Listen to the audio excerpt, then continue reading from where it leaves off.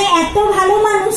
আর এই যে উনি বললেন আমি যে আজকে এত সফলতা অর্জন করেছি দেশের জন্য রাজ্যের জন্য করেছি, কিন্তু যাদের ক্ষমতা আছে, হ্যাঁ যাদের হাতে ক্ষমতা যাদের হাতে টাকা, তারা কিন্তু সেইভাবে পাশে দাঁড়ায়নি। এই সমস্ত মানুষজনই আমার পাশে দাঁড়িয়েছেন বলেই কিন্তু আমি আজকে এই জায়গায় পৌঁছতে পেরেছি।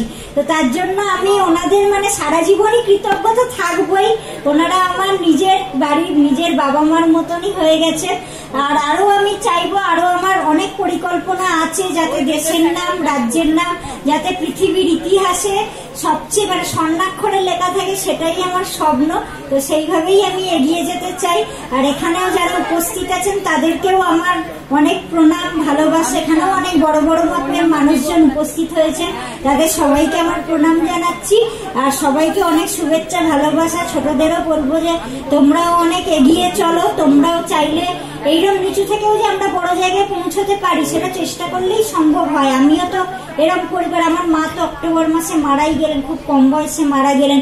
আর বাবা 2014 সাল থেকে বাবার ব্রেন ড্যামেজ, ব্রেন স্ট্রোক হয়ে গিয়ে, তো সেই পরিস্থিতিতে ব্যাঙ্গালোর নিয়েও মানে আমি এই ইয়ে করে এসছি, সব মানে অ্যাচিভমেন্ট গুলো করেছি। আর এই মানুষজন পাশে দাঁড়িয়েছেন, সব রকম ভাবে আমাকে সাহায্য করেছেন সবসময়, তার জন্য করতে পেরেছি।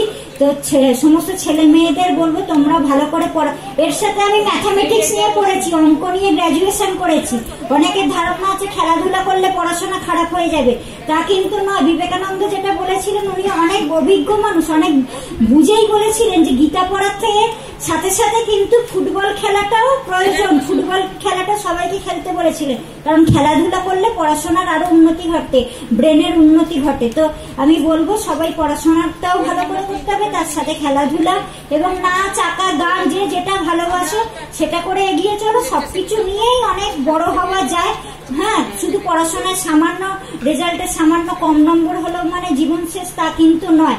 আমি ম্যাথামেটিক্স নিয়ে গ্রাজুয়েশন করেও আমি এখন স্কুল টিচার, প্রাইমারি স্কুল টিচারে সরকারি চাকরি সেন্ট্রাল গভর্নমেন্টেও পেয়েছিলাম, কিন্তু বাবা মার অসুস্থতার জন্য যাইনি। আমি স্কুলটা বাড়ির কাছে বলে জয়েন করেছিলাম। তো সেগুলোর জন্য কিন্তু আমাকে সারা পৃথিবীর মানুষ চেনে না, পড়াশোনার জন্য কিন্তু চেনে না।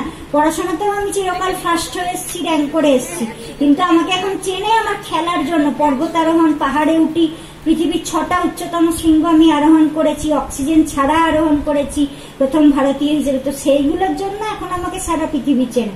তো সেই জন্যই বলছি তোমরাও কিন্তু সবার মধ্যে কিছু না কিছু গুণ আছে, সেগুলো ভালো করে প্র্যাকটিস করে এগিয়ে চলো, তোমরাও একদিন অনেক বড় জায়গায় পৌঁছতে পারবে। আর মা বাবার নাম উজ্জ্বল করতে হবে, টিচারদের নাম উজ্জ্বল করতে হবে।